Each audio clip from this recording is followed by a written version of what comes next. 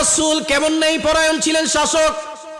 একজন সাহাবী চুরি করলেন, চুরি করার পরে উচ্চ বংশীয় একজন সাহাবী চুরি করলেন। রাসূলের সামনে চুরির অভিযোগ আসলো, ফয়সালা অনুযায়ী তার হাত কাটতে হবে, ঠিক না বেঠিক? আস-সারিকু ওয়াস-সারিকাতু ফাকতাউ আইদিয়াহুমা, চুরির শাস্তি হচ্ছে হাত কেটে ফেলাও। এটা হচ্ছে ইসলামের বিধান। মহিলা সাহাবিয়া সম্ভ্রান্ত পরিবারের, তার হাত কেমনে কাটবো? সাহাবাই কেরাম কানাঘোষা করতেছে। রাসূলের কাছে কেউ কি বলতে পারে কিনা যে আল্লাহ রাসূল, উনি তো হচ্ছেন সম্মানিত বংশের একজন মহিলা, তার হাতটা না কেটে অন্য কোন সুরত ব্যবস্থা আছে কিনা? আল্লাহ রাসূলের পালক পুত্র ছিলেন, পালক পুত্রকে পাঠায় দেয়া হলো। আল্লাহ রাসূলের মুহাব্বতের মানুষ ছিল, তিনি তাকে খুব স্নেহ করতেন, এই জন্য পালক পুত্রকে পাঠায় দিল। ইয়া রাসূলুল্লাহ, এই মহিলা অত্যন্ত সম্ভ্রান্ত পরিবারের, তার হাতটা না কাইটা অন্য কোনো ব্যবস্থা করে দেওয়া যায় কিনা? আল্লাহ রাসূল এটা শোনার সাথে সাথে তার চেহারা মোবারক লাল টকটক হয়ে গেছে, চেহারা দিয়ে এক অগ্নিস্ফুলিঙ্গ বের হতে শুরু করলো এবং তার রগগুলো চেহারার মধ্যে ভেসে উঠলো। সুবহানাল্লাহ। আল্লাহ রাসূল হুঙ্কার দিয়ে বললেন, ওই মহিলার নামও ছিল ফাতেমা, লাউ আন্না ফাতেমা বিনত মুহাম্মাদিন সারাকাত ফাকাতাতু ইয়াদাহা, আমি মুহাম্মাদের, আজকে তো সেই ফাতেমা চুরি করেছে, এই ফাতেমা চুরি না করে যদি আমি মুহাম্মাদের সন্তান কন্যা, কলিজার টুকরা কন্যা ফাতেমা যদি আজকে চুরি করত, লাকাতাতু ইয়াদাহা, তাহলে তার হাত কাটতেও আমি এক বিন্দু মুহাম্মদ চিন্তা করতাম না। আল্লাহু আকবার। এটা ছিল ইসলামের আদর্শ, এটা হচ্ছে ইসলামের সৌন্দর্য। আমার দলের লোক দুর্নীতি করলেও তাকে শাস্তি পেতে হবে, বিরোধী দলের লোক দুর্নীতি করলে তাকে শাস্তি পেতে হবে, আমার কর্মীর লোকের যদি অন্যায় করে জুলুম করে তাকেও শাস্তি পেতে হবে, অন্য কেউ জুলুম করলেও তাকেও শাস্তি পেতে হবে। কথা বলেন ঠিক কিনা? বৈষম্যের শিকার গত যুগ যুগ ধরে এদেশের মানুষ বয়ে আসছে। যে যাই লঙ্কায় সেই হয় হনুমান, কারে কি যে বলি ভাই সকলই সমান। কথা বলেন ঠিক কিনা? তো এই পরিস্থিতিতে চলেছে। ইসলামের বিধান যদি থাকতো, শরীয়তের বিধান যদি রাষ্ট্র পরিচালিত হইতো, তাহলে এদেশের মধ্যে দুর্নীতিবাজরা এত মাথাচাড়া দিয়ে উঠতো না। দেশের কোটি কোটি সম্পদ গুলো কানাডায় নিয়ে বেগম পাড়া বানানোর দুঃসাহস দেখাতে পারতো না। কথা বলেন ঠিক কিনা? সিঙ্গাপুরে সেকেন্ড হোম করার দুঃসাহস দেখাতে পারতো না। তো এই জন্য ওলামায়ে কেরাম সব সময় বলে, রাষ্ট্র পরিচালনা যদি ইসলামের নীতিতে হয়, শরীয়তের নীতিতে হয়, দেশের সমস্ত চুরগুলো সোজা হয়ে যেত। আজকে গোটা পৃথিবীতে এখন দেখবেন ইসলামের জয় জয়কার হচ্ছে। আফগানিস্তানে বিগত 20 বছর পর্যন্ত আমেরিকা বাহিনী জুলুম করেছে, হাজার হাজার লাখ লাখ মানুষের জীবনকে অকাতরে কেড়ে নিয়েছে। 20 বছর পর মুজাহিদ ভাইরা তারা তাদের মাতৃভূমিকে রক্ষা করেছে, সেখানে ইসলামী ইমারত প্রতিষ্ঠিত হয়েছে। কোন আলহামদুলিল্লাহ। 0% দুর্নীতি হয়ে গেছে। নিজেদের অর্থনীতি অবস্থা এখন অনেক চাঙ্গা হয়ে গেছে। যুদ্ধ বিধ্বস্ত একটা দেশ এখন এত সুন্দর করে অর্থনীতিতে আগায় যাচ্ছে।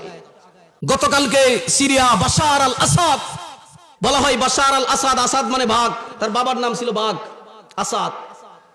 তো মানুষ বলে সে বাশার আল আসাদ না, বাশার আল কালব, অর্থাৎ কুকুর।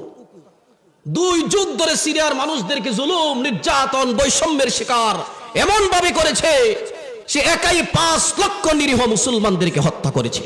নাউজুবিল্লাহ। নেটের কল্যাণে বিগত 3 বছর আগে আমরা দেখেছি একটা ছোট্ট মাসুম বাচ্চা, ছোট্ট নিষ্পাপ বাচ্চা বলেছিল, আমি আল্লাহকে সবকিছু বলে দিব, আমাদের উপর কি জুলুম হয়েছে, কি নির্যাতন হয়েছে। 24টা বছর পর্যন্ত নিরীহ মানুষদের রক্তে যার হাত রঞ্জিত হয়েছে। ইতিহাসের সবচেয়ে বড় ফেরাউন, ফেরাউনের চেয়ে নিকৃষ্ট, কারুনের চেয়ে নিকৃষ্ট, নমরুদের চেয়ে নিকৃষ্ট এই বাশার আল আসাদ গতকালকে সপরিবারে দামেস্ক থেকে সপরিবারে পালাতে বাধ্য হয়েছে। কোন আলহামদুলিল্লাহ।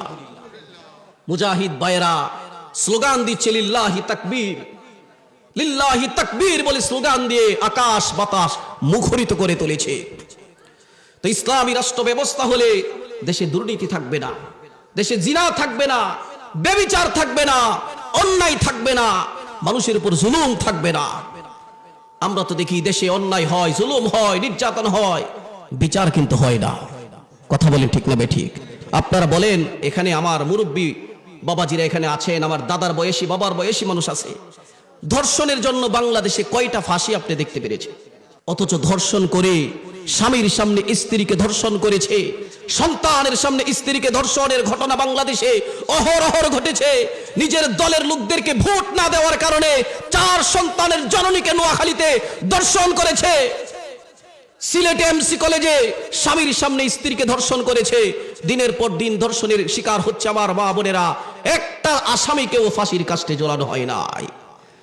যদি আজকে ইসলামী স্টেট থাকতো, ইসলামী জীবন ব্যবস্থা থাকতো, কোরআন অনুযায়ী যদি ফাইসালা হতো, দর্শকদেরকে যদি প্রকাশ্যে দিবালোকে হাজারো লাখো মানুষের সামনে ফাঁসির কাস্টে ঝোলানো হতো, হাজারো ধর্ষক তওবা পরে মানুষ হয়ে যেত।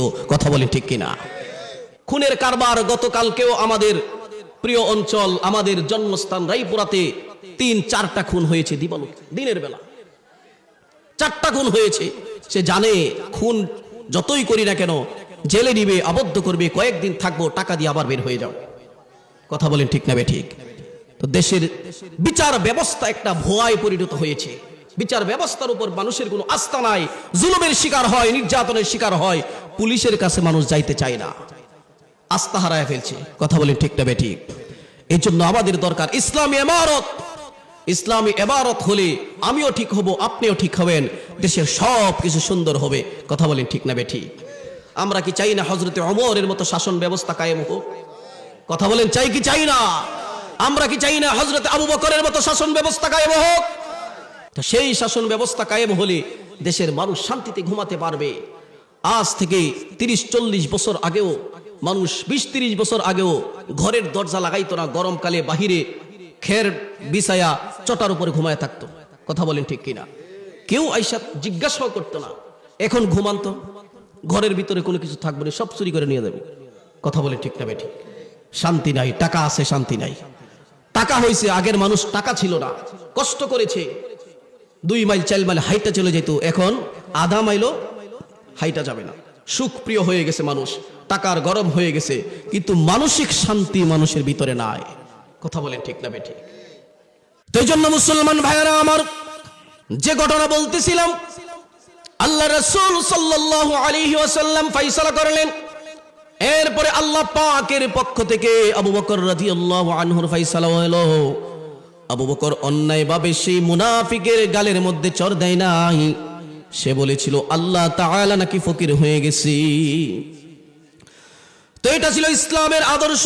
আমার লোকেরাও যদি অন্যায় করে, আমার সন্তানও যদি অন্যায় করে, আমার ঘরের পরিবারের সদস্য যদি অন্যায় করে, ইসলাম বলে এখানে কোনো দ্বৈত নীতি দেখানো যাবে না, নিরপেক্ষভাবে ফাইসালা করতে হবে।